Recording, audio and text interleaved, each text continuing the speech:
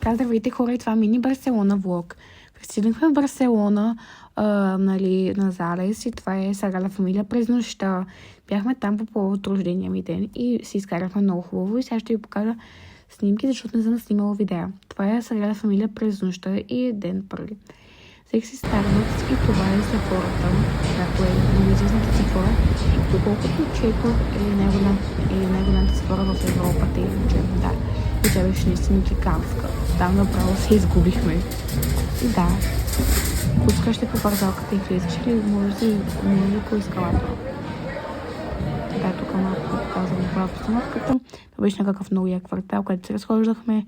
Видяхме магазина New Balance, където не знам дали си взех там нещо, но може да видите какво съм взела, ако ме питате, ако пишете в коментарите, може да направя хол. Така де, пристигнахме на пристанището и бяхме седели там на една пейка, взех се от Жанейро от Сефората и се западихме към крайбрежната. Също така видяхме една целувка, която я видяхте преди малко. Това е яка яхта. Това е хотел, който ми излизаше постоянно в TikTok. И това е, нали, вече плажа. Това е много як пясъчен замък. Това е пласта Каталуния, един фонтан там. Лъбово за скромните 1000 евро.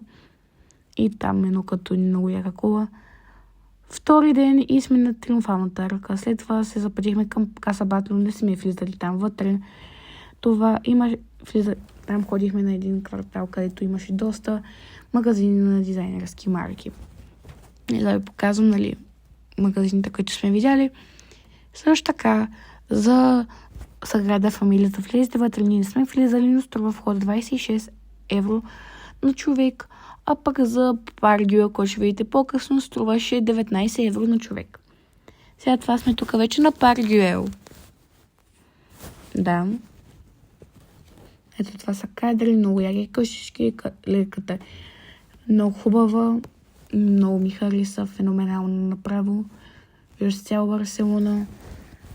Това са някои къщички, колкото разбрах за тях да се влиза, се доплаща, но ние не сме влизали, ние просто обикаляхме. Това е един като гущер, нали, където тече вода. Това са пак къщички. Това, нали, това са неща от шоколад. Като го видях направо, исках да го изям, но, нали, все пак трябваше да се удържа. Да. Това е още най-голямата зарма, не съм сигурна. И трети, но последен ден, и това е Саграда Фамилия от другата страна. Взех си Тако Бел да опитам. Това сме на летището. След това си взех такова Бургер Кинг и взех нещо от Бранди Мелвил. Гледах тук неща на Шарлот Тилбър и чао от мен.